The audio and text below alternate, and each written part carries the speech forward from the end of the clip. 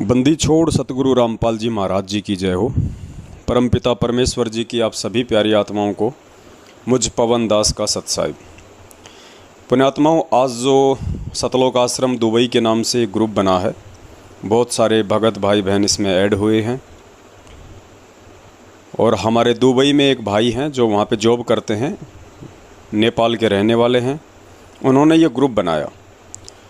उसके बाद सतलोक आश्रम मैनेजमेंट हरियाणा वालों की तरफ से दुबई से एक अन्य भाई का उसके पास फ़ोन गया और मैनेजमेंट की तरफ से जो भाई था वो उस ग्रुप बनाने वाले भाई को भला बुरा कहने लगा, उसको धमकियां देने लगा कि मैं तेरी कंप्लेंट करवा दूंगा, ये गुरु महाराज का आदेश नहीं है, गुरु महाराज ने मना कर रखा है कोई भी व्हाट्सएप का ग्रुप बनाना। तो मैं सबसे पहले तो ये कहना चाहूँगा कि भाई आप लोगों ने गुरु महाराज को समझ क्या रखा है? फेसबुक वालों का नौकर समझ लिया क्या गुरु महाराज को? हैं जो फेसबुक वालों ने गुरु महाराज को नौकरी दे दी कि जी कौन ग्रुप बनाएगा कौन नहीं बनाएगा, और वो परमात्मा सतलोक से चल के इस गंदे लोक में ये फेसबुक पर व्हाट्सएप पर कौन ग्रुप बना रहा है कौन नहीं बना रहा है, कौन क्या चैटिंग कर रहा है, यही देखने आता है क्या वो परमात्मा यहाँ पे? और हिसार जेल में गया है तो तुम्हारे को यही आदेश देने गया क्या कि जेल में जाके बताऊँगा कौन सा ग्रुप बनाना कौन सा ग्रुप नहीं बनाना? ये तो जो पहली स्तर के जो बच्चे होते हैं उनसे भी नीचे स्तर की बातें हैं जो इस आध्यात्मिक ज्ञान में आने के बाद में हम इस तरह की उआबाई बकते हैं। अरे गुरु महाराज का क्या आदेश है, गुरु महाराज का क्या आदेश नहीं है, वो उन्होंने अपने सत्संगों में भली भांति बता रखा है। अब अगर किसी की चापलूसी करने की आदत ही पड़ गई है तो फिर तो बात अलग है। तो उस भाई ने काफ़ी उसको धमकियां दी कि मैं तेरी कंप्लेंट करवा दूंगा, जैसे तो दुबई का आईजी उसका फूफा लगता हो। बहुत सारी बातें उसने की। दास भी उस ग्रुप में ऐड था, दास ने वो बातें सुनी उन दोनों की ऑडियो। उसके बाद दास उस ग्रुप का एडमिन बन गया। दास ने और भी भगत भाई बहनों को ऐड किया। उसके बाद वो जो मैनेजमेंट वाला भाई था उसने कुछ ऑडियो वीडियो फटाफट उस ग्रुप में डाल दिए कि बाद में पता नहीं कोई मुझे रिमूव कर दे, रखे ना रखे। एक मैसेज उसने डाला रविदास जी को लेके कि जब मीराबाई को नाम दीक्षा दी थी तो कबीर परमात्मा ने रविदास जी के माध्यम से दिलवाई थी, तो ठीक इसी प्रकार आज भी वो परमात्मा किसी दूसरे को नियुक्त कर सकता है। ऐसा मैसेज उन्होंने डाला। अब चलो ठीक है, उसने मैसेज डाल दिया, लेकिन समझना हम लोगों को है कि परमात्मा कोई ना कोई ऐसा पॉइंट लेके आते हैं जिससे काफ़ी लोगों की शंकाओं का समाधान होता है। तो इस भाई को निमित्त बनाया परमात्मा ने। वैसे तो दास इस विषय पे पहले भी वीडियो बना चुका है, लेकिन नई नई संगत जुड़ती रहती है, सभी लोग उन वीडियोज़ को नहीं देख पाते हैं, इसलिए बार बार जिक्र करना पड़ता है। तो उस भाई के कहने का मतलब ये था कि आप लोग जो सतलोक आश्रम मैनेजमेंट हरियाणा वालों ने जगह जगह जो ये नामदान केंद्र खोल रखे हैं ये बिल्कुल सही है, क्योंकि 650 साल पहले भी जब मीरा उस कबीर परमात्मा से नाम लेने गई थी तो कबीर जी ने रविदास जी से नाम दिलवाया था। अब पुण्यात्माओं, हमने इस चीज़ को समझना पड़ेगा। देखो, हमने जो सत्संग सुने हैं वो कोई भिवानी दिनोद वाले के नहीं हैं, ना ही कोई राधा स्वामी पंथ वालों के हैं। ये पूर्ण परमेश्वर कबीर साहिब जी के सत्संग हैं जो स्वयं आज सतगुरु रामपाल जी महाराज जी के चोले में आए हुए हैं। और जिस गीता को लिखे हुए 5500 वर्ष हो गए, उस गीता को आज तक कोई संत महंत शंकराचार्य समझ नहीं पाया, ना किसी को समझा पाया कि उनके श्लोकों में क्या वर्णन है, क्योंकि गीता जी चारों वेदों का सार है, निष्कर्ष है, और वो कोड वर्ड में है। उसका प्रत्येक श्लोक रहस्य युक्त है, सांकेतिक है। उस संकेत को केवल कोई तत्वदर्शी संत ही खोल सकता है। तो पूज्य गुरुदेव जी ने आके गीता जी को सही तरीके से पढ़ाया, उनके श्लोकों को खोला और बताया कि ये क्या कहना चाहती है। तो विचार करो पुण्यात्माओं, जिस सांकेतिक गीता जी को केवल परमपिता परमेश्वर सतगुरु रामपाल जी महाराज जी ही खोल पाए हैं, और वही संत रामपाल जी महाराज यदि सत्संग करेगा, पुण्यात्माओं उनके सत्संग आप इतने सीधे या सरल भाषा युक्त कैसे समझ सकते हैं? तत्वदर्शी संत के सत्संग कितने रहस्य युक्त होंगे, कितने सांकेतिक होंगे, कितने कोड वर्ड होंगे उनमें। इस चीज़ को हर कोई नहीं जान सकता, नहीं पहचान सकता। ये कोई ज़बरदस्ती का काम नहीं है, या मार्केट में ऐसे कोई इंजेक्शन नहीं मिलता कि वो लगवा लोगे तो गुरुजी के सत्संग समझ में आने लग जाएंगे। तत्वदर्शी संत के सत्संगों को समझना, उनके विषय में समझना, ये पिछले जन्म के भक्ति संस्कारों का बहुत बड़ा रोल है। परमात्मा कहते हैं पिछले जन्म से होते है पूर्ण हंस मुराद। ये पिछले जन्मों का बहुत बड़ा रोल होता है, जो हमने भक्ति की होती है, परमात्मा की सेवा की होती है, जो हमारे अच्छे पुण्य क्रम बनते हैं, उस आधार से परमात्मा उस भगत का अगला जन्म निर्धारित करता है। वो भगत फिर उन चीज़ों को समझ पाता है, वो पकड़ पाता है। ये युगों युगों की भक्ति का प्रतिफल होता है। जैसे परमात्मा अपनी वाणी में कहते हैं कि साधु सेती मस्करी और चोरा नाल खुशहाल, मल अखाड़ा जीतेंगे ये युगन युगन के माल। मल अखाड़ा, ये भक्ति रूपी अखाड़ा वही जीतेंगे जो उस कबीर परमात्मा की युगों युगों से भक्ति करते आ रहे हैं। तो इस भाई ने वो मैसेज डाल के अपने आप को निश्चिंत समझ लिया कि लोग समझ जाएंगे कि जब 650 साल पहले कबीर परमात्मा मीराबाई को रविदास जी से नाम दिलवा सकते हैं, तो क्या आज अपने किसी दूसरे भगत को निमित्त नहीं बना सकते। भगत जी, इसी चीज़ को समझना, इस संकेत को समझना, उस सत्संग के माध्यम से परमात्मा कह क्या रहे हैं और समझाना क्या चाहते हैं, उस चीज़ को पकड़ना ही तत्वदर्शी संत के सत्संगों को समझना है। बंदी छोड़ की वाणी के अंदर वो रहस्य छुपा हुआ है, जो कि आम भक्त, आम संत के बस की बात नहीं कि इसमें से वो रहस्य को निकाल सके। उनकी अपनी कृपा जिस पर हो जाती है, वही इस बात को ढूंढ सकता है कि सतगुरु महाराज इस वाणी के माध्यम से हमें क्या समझाना चाहते हैं। कथा कोई सुना रहे हैं और उसके अंदर समझा कोई और बात रहे, और ये सब के बस की बात नहीं होती है भगत जी। इसीलिए साध संगति की जरूरत पड़ती है। एक ने कही दूजे ने मानी, कहे कबीर वो दोनों ज्ञानी। तो इसका निष्कर्ष क्या है, ये परमात्मा के सत्संगों से ही समझ में आएगा। वो कबीर परमात्मा जब इस पृथ्वी पे एक संत की भूमिका में आते हैं, एक सतगुरु की भूमिका में आते हैं, तत्वदर्शी संत की भूमिका में आते हैं, तो नाम दीक्षा उनके अलावा कोई नहीं दे सकता, क्योंकि ये पूर्ण परमेश्वर की भक्ति है। इस भक्ति को वो परमात्मा स्वयं ही सफल करता है, स्वयं ही वो परवान चढ़ाता है। और जो मंत्र वो लेके आता है, जो गुप्त मंत्र वो लेके आते हैं, जिनका वो आविष्कार करते हैं, जो आज से पहले इस पृथ्वी पे नहीं होते हैं, उन मंत्रों को स्वयं वो परमात्मा ही दान करता है। किसी भगत को दान करने का ना ही तो उस कबीर परमात्मा ने चारों युगों में किसी को आदेश दिया, और ना ही वो किसी को आदेश देंगे। आपको देते ये कोई मंत्र है, वो 3 नाम का जाप है। ओम तत्सत, ओम ब्रह्म का जाप है, तत् ये परब्रह्म का, ये सांकेतिक जाप है, और सत्य ये पूर्ण परमात्मा का, ये भी सांकेतिक गुप्त है, जो ये दास बता सकता है। और कोई अधिकारी ही नहीं है। मान ले किसी भक्त ने नाम ले लिया और वो कहीं नाम देने लग जाता है, तो वो पाप का भागी है, अपराधी है, परमात्मा उसे माफ नहीं करेगा, क्योंकि अधिकारी नहीं है वो। जैसे कबीर परमेश्वर आए थे, 64 लाख से सोए थे उनके, वो स्वयं ही तत्वदर्शी संत और गुरु की भूमिका कर रहे थे, तो उन्होंने किसी को भी अधिकार नहीं दिया था नाम देने का कि तू नाम दे।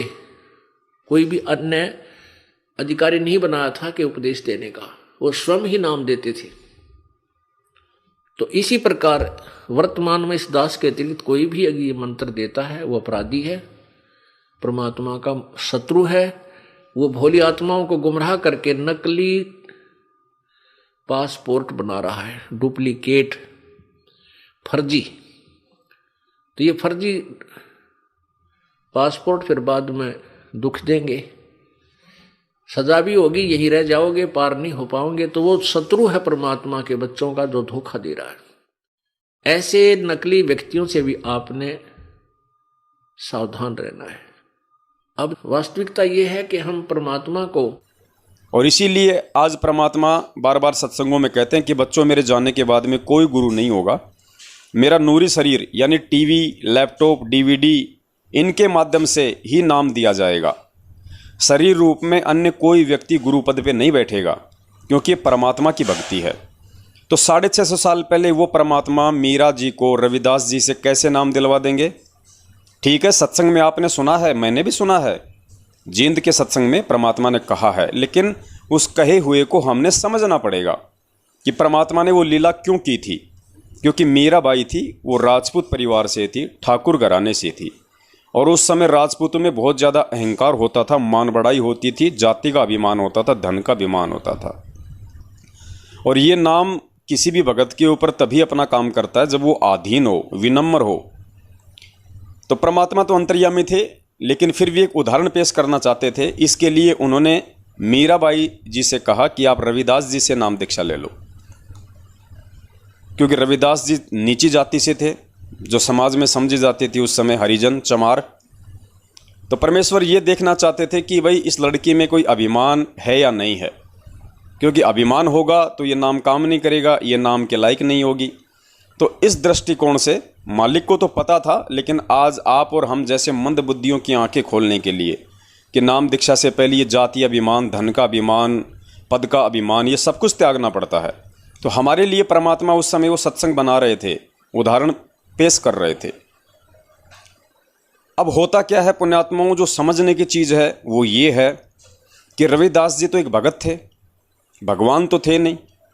और ये परमात्मा का विधान है कि एक समय में पृथ्वी पे एक ही संत होता है और वो स्वयं ही नाम दीक्षा देता है, दूसरा कोई दे नहीं सकता। और संत रूप में स्वयं वो परमात्मा होता है। तो रविदास जी कैसे नाम दे सकते हैं? रविदास जी तो खुद एक भगत थे, वो तो नाम दीक्षा लेके अपने आत्म कल्याण का मार्ग जो है वो प्रशस्त कर रहे थे।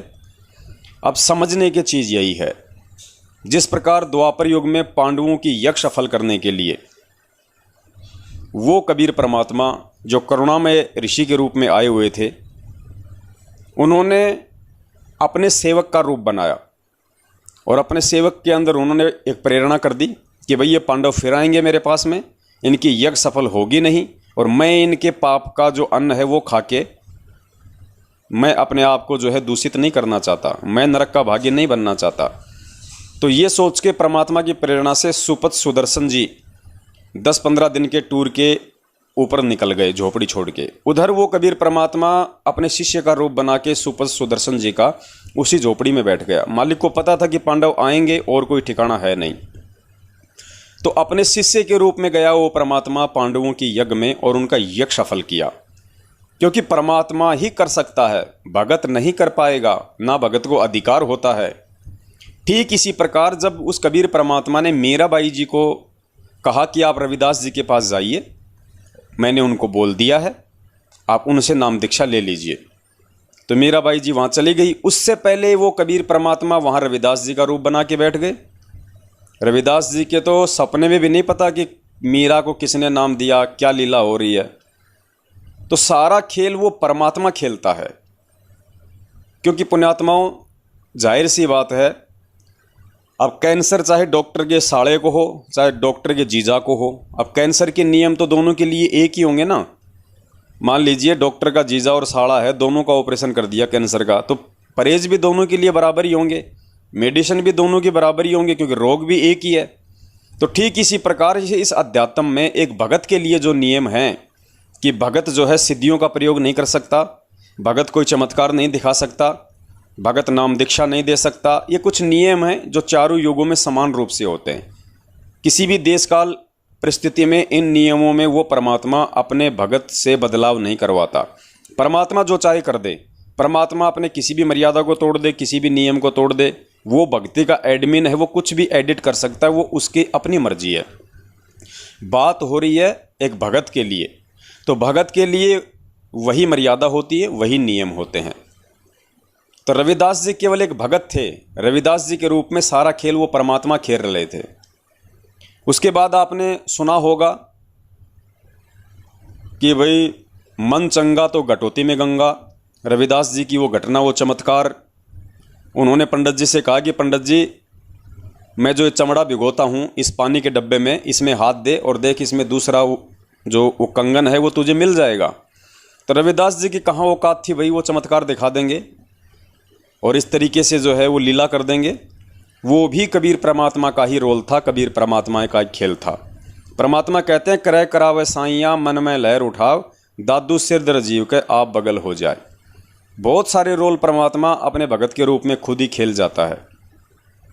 और उस समय परमात्मा इसलिए खेलता था कि परमात्मा ने किसी भी तरीके से उन आत्माओं को भक्ति और भगवान से जोड़ना था, ताकि वो किसी भी तरीके से भगवान से जुड़े और जुड़ के नाम दीक्षा लें, उन मंत्रों का जाप करें, उनको मानव जन्म मिले और वो वर्तमान समय तक आ जाएं।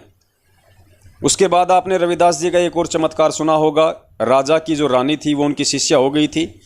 रानी ने अपने घर पे भंडारा रखा, उन्होंने अपने जो है उनको रविदास जी को बुलाया और उसके बाद वहाँ पे आपने देखी होगा वो लीला, वो खेल कि रविदास जी ने वहाँ पे 700 ब्राह्मणों से जनेऊ तुड़वाए थे चमत्कार दिखा के। उन्होंने अपने शरीर पे सोने का जनेऊ दिखाया था। तो वो सारा जो खेल था, वो जो लीला थी, वो भी कबीर परमेश्वर की ही थी।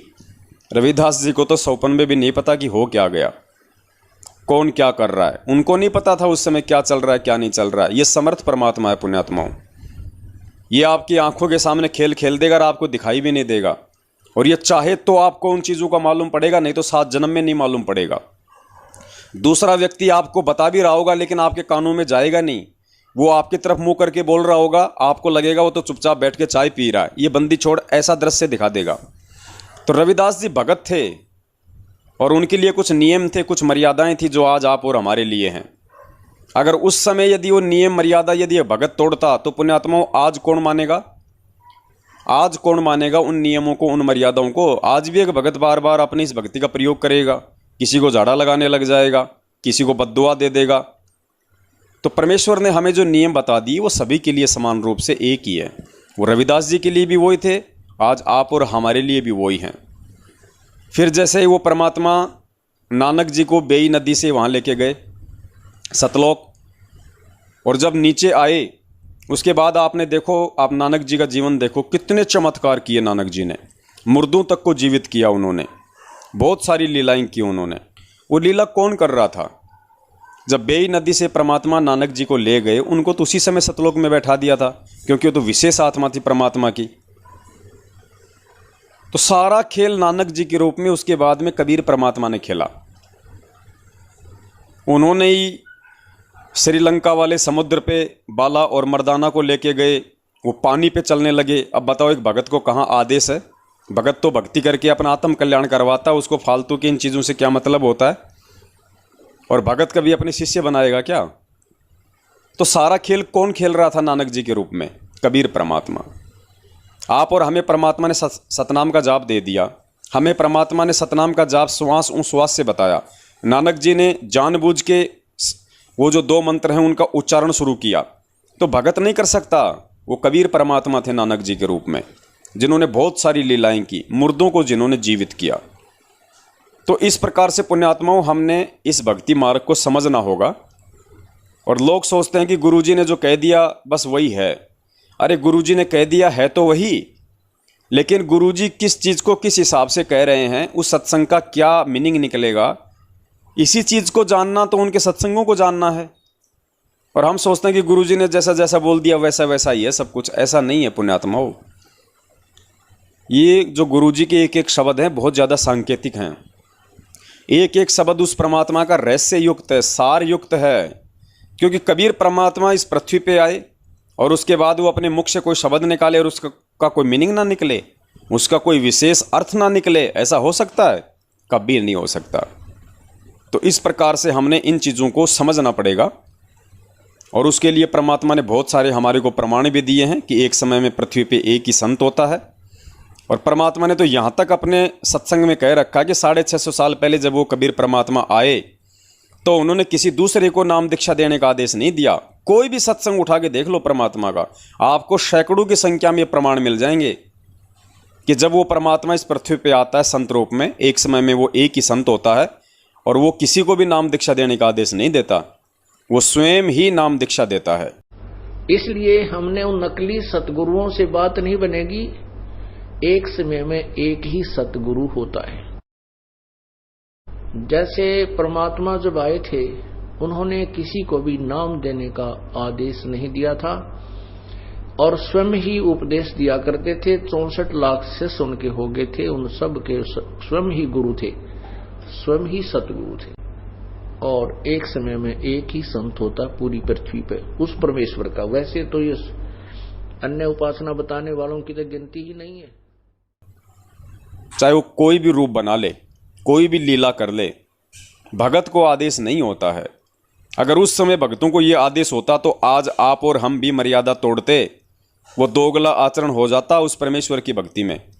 तो भक्तों के रूप में परमात्मा ने जो लीलाएं की हैं वो कबीर परमेश्वर ने स्वयं ही की हैं। इस चीज़ को समझना ही परमात्मा के सत्संगों को समझना है, गुरुदेव के इशारों को समझना है। अगर ये जगह जगह ये फर्जी नामदान केंद्र की दुकानें अगर उस परमेश्वर ने आज खोलनी होती तो पुण्यात्मा विचार करो, 27 साल से गुरुजी आश्रम में रह के सत्संग कर रहे थे, क्या परमात्मा उस समय नहीं खोल सकते थे? 1994 से 2014 तक सतगुरु रामपाल जी महाराज जी जिस एक आश्रम में रहे, बस उसी आश्रम में उन्होंने नाम दीक्षा दी। और वो डीवीडी वाली नाम दीक्षा जो सतलोक आश्रम में चल रही थी, वो भी गुरुजी का आदेश नहीं है, वो इन लोगों की सलाह, इन लोगों की मनमानी हरकतें, गुरु को मानुष समझ के गुरु को सलाह देने वाली इनकी गलती कि गुरुजी अब आपकी उम्र भी इतनी हो गई, आप सारा दिन ये पुस्तकें पढ़ते रहते हो, हैं बहुत सारे काम हैं गुरुजी, आशीर्वाद भी देना होता है, भक्तों की अर्जियाँ भी सुननी होती है, चरणों की सेवा भी होती है, भक्तों को दर्शन भी देना होता है, हैं 6-6 घंटे गुरुजी सत्संग भी करने होते हैं। तो गुरुजी आपने जो डीवीडी बना रखी है उसी को चालू कर दो, उसी को शुरू कर दो। तो ये परमेश्वर को परमेश्वर नहीं मानते थे, ये अपने जैसा ही मानते थे कि बस गुरुजी की उम्र 60-65 साल की हो गई, अब गुरुजी के भी हाड़ जो है मतलब हड्डियां दुखने लग गई होंगी, अब गुरुजी भी जो है बूढ़े हो गए, अब गुरुजी में उतनी पावर नहीं रही। तो ये मानुष समझ के उनको सलाह दिया करते थे, अर्जुन सर्जुन की तरह। और परमात्मा का वचन था काल भगवान के साथ, उसने कहा था परमात्मा आप केवल अपना ज्ञान देना, अपने बारे में सत्संगों के माध्यम से समझाना, ज़बरदस्ती आप किसी के साथ में करना नहीं। तो परमात्मा क्यों ज़बरदस्ती करेगा? और फिर परमात्मा ने इसलिए भी ज़बरदस्ती नहीं की क्योंकि परमात्मा ने इन लोगों का आचरण, इनकी मनमानी और घटिया हरकतें, बात बात पे गुरु को सलाह देना, गुरु को अपने जैसा मानुष समझना, धर्म को धंधा समझना, ये सारे के सारे एग्जाम्पल परमात्मा ने आज संगत के सामने रखने थे कि आगे चल के मेरे बच्चे धोखे ना खा जाएं, इन लोगों को मेरा भाई बंधु बेटा बेटी जवाई समझ के, बहुत बड़े भगत समझ के मेरी संगत आगे चल के कोई धोखा ना खा जाए। भगत के भेष में ये जो भेड़िए हैं, इनका काला चेहरा आने वाले समय में संगत के सामने परमात्मा ने लेके आना था कि ये कितना सतगुरु को समझ पाए, कितना सतगुरु देव जी के ज्ञान को समझ पाए।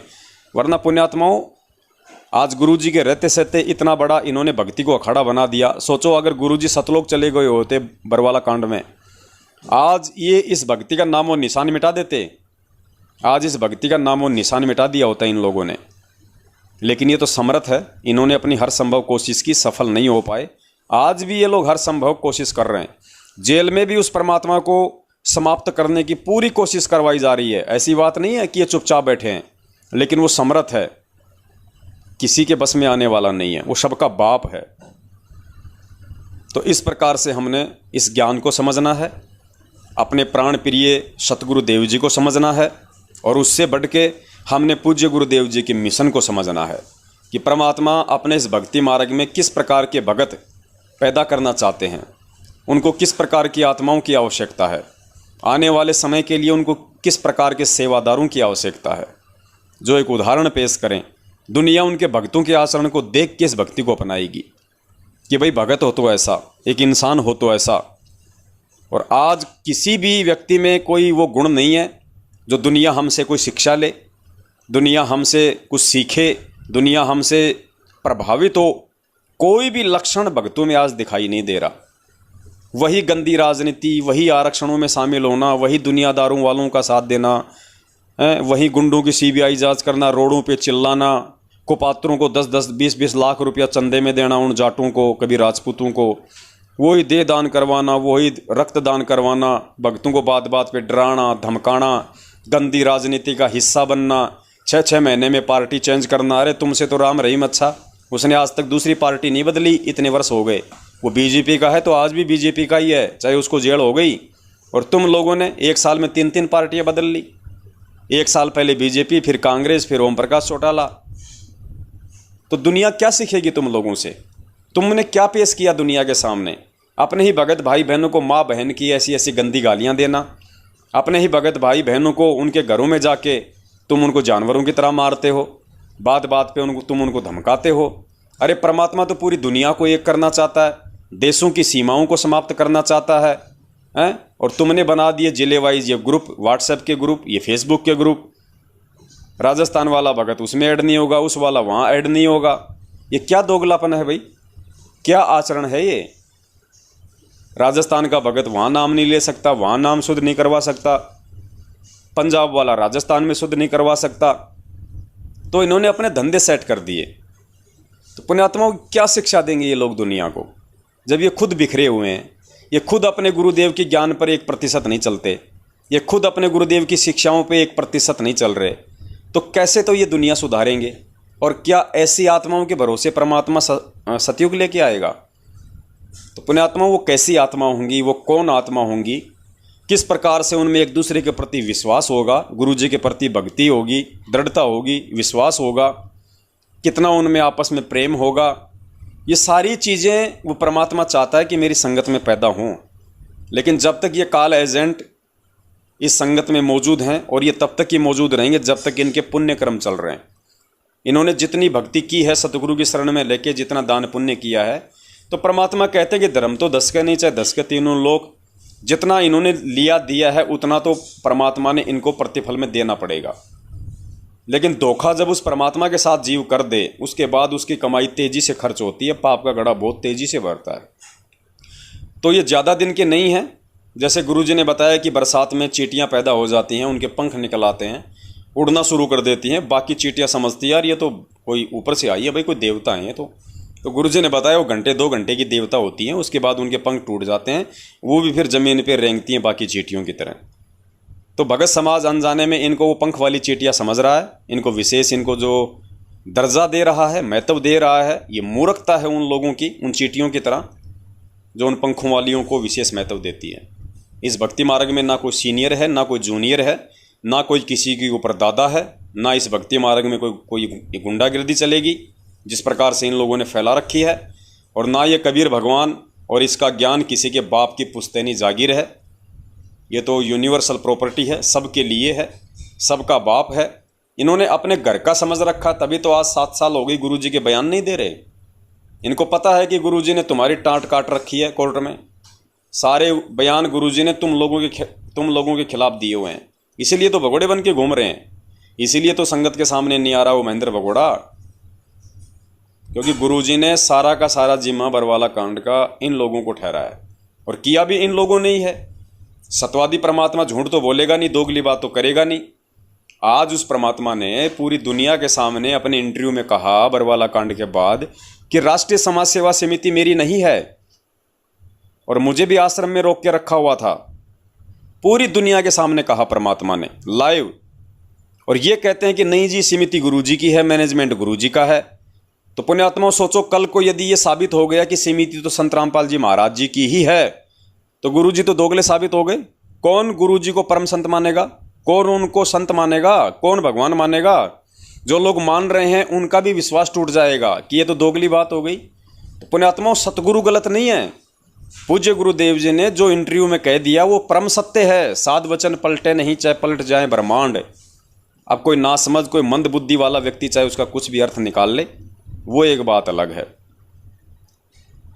तो पुण्यात्माओं परमात्मा इनको रिजेक्ट कर चुके हैं, अब केवल इनके पुण्य चल रहे हैं, और जिस चीज़ के लिए इन्होंने भक्ति की थी वो परमात्मा ने इनको दे दी, क्योंकि इन्होंने खाली माया के लिए भक्ति की थी, मान बढ़ाई के लिए इन्होंने भक्ति की थी, वो परमेश्वर ने इनको दे दिया संगत के माध्यम से। इनके पास में पैसा भी खूब है, आज इनको सत्साहिब ठोकने वाले भी लाखों की संख्या में हैं, लेकिन साथ में चैन और संतुष्टि इनको 1% भी नहीं है। आत्म कल्याण तो छोड़िए, पता नहीं कितने जन्म लेने पड़ेंगे इन लोगों को। इन्होंने जो कुकर्म किए हैं भक्ति मार्ग में, इस परमेश्वर की बगिया में। पुण्यात्माओं आप सत्सेवक हैं, आपको परमेश्वर ने विशेष रजा बख्शी है, आपको मालिक ने सद्बुद्धि बख्शी है, और परमात्मा कहते हैं कि भगत और अभगत की पहचान उसकी भाषा से होती है, उसके शब्दों से ही हो जाती है। तो हम लोगों ने एक भगत बन के इस देश और दुनिया को भी दिखाना है, और एक भगत बन के हमने उस परमेश्वर की उम्मीदों के ऊपर भी खरा उतरना है, जिसके लिए वो परमात्मा यहाँ आते हैं। हमें भगत बनाने के लिए परमात्मा जो कष्ट उठाते हैं सत्संग करने के लिए, क्योंकि सत्संगों के माध्यम से ही परमात्मा हमें भगत बनने की जानकारी देते हैं। अलग से बैठा के कोई ट्रेनिंग नहीं देता परमात्मा, सबको समान रूप से समझाता है। जो उसका होता है वो उसकी बातों को पकड़ जाता है और उसके जैसा बनने का पूरा प्रयास करता है। और जो उसके जैसा बनने का पूरा प्रयास करेगा तो पुण्यात्माओं संघर्ष भी बहुत करना पड़ता है, बाधाएं भी बहुत आती हैं, जलालत भी सहन करनी पड़ती है, मार भी सहन करनी पड़ती है, गालियां भी खानी पड़ती हैं, लेकिन अपने मिशन पे अडिग रहना होता है, संघर्षरत रहना होता है और परमात्मा पे अटूट श्रद्धा और विश्वास रखना होता है। फिर वो परमात्मा कोई कमी नहीं छोड़ता। तो पुण्यात्माओं, ये सतलोक आश्रम मैनेजमेंट हरियाणा वालों ने तो अपना सत्यानाश किया हुआ है। इनके केवल बैटरी चल रही है, इनके केवल जो पुण्य हैं वो चल रहे हैं। बस जिस दिन इनका पाप का घड़ा भरा, आप देखना इनके साथ में क्या बीतेगी। तो हमने हर स्थिति में परमेश्वर के ज्ञान को, उनके मार्ग को, परमेश्वर ने हमें जो निर्देशित किया है सत्संगों के माध्यम से, वही हमारे लिए फाइनल है। वही आज हमारे गुरु का हमारे लिए आदेश है। कोई पीला पर्चा, कोई ऑडियो, कोई उनका बेटा बेटी, भाई बंधु, रिश्तेदार, जवाई, वो हमारे लिए दो कौड़ी के हैं। हमारी नज़र में उनकी कोई औकात नहीं, क्योंकि जब हमारी नज़र में हमारी खुद की कोई औकात नहीं तो दूसरे की हम क्या औकात माने यहाँ पे। और उनके तो आचरण से परमात्मा ने दिखा दिया कि इनकी औकात है भी कितनी। तो बहुत सोच समझ के आप और हमने भक्ति मार्ग पे चलना है, सभी के साथ में प्यार प्रेम से। ना हमने ज़्यादा बोलना है, ना हमने कोई ऊट पटांग बोलना है, क्योंकि जो सत भगत होता है, जो मर्यादा में चलता है, धीरे धीरे परमात्मा उसके शब्दों में शक्ति दे देते हैं, उसके शब्दों में एक पावर आ जाती है।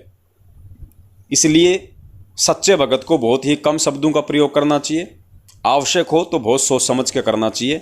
शब्द यदि उल्टा सीधा हो गया तो शब्दों का परिणाम भी फिर उस भगत को ही भोगना पड़ता है। अब इनके पास ना भक्ति है, ना इनके शब्दों में कोई पावर है। ये तो केवल अपनी जो कमाई है वो खा रहे हैं, अपनी बैटरी से ये अपनी लाइट चला रहे हैं। तो इनका तो सब कुछ बिगड़ा बिगड़ाया है, लेकिन हमने जानबूझ के नहीं बिगाड़ना है। इसलिए हमने परमात्मा को खुश रखना है, परमात्मा को हमने प्रसन्न करना है। और परमात्मा प्रसन्न होगा जो उन्होंने हमारे लिए मर्यादा दी है, जो भगत के लक्षण बताए हैं, जो भगत के उन्होंने सत्संगों के माध्यम से जो गुण बताए, हमने उन पे खरा उतरना है।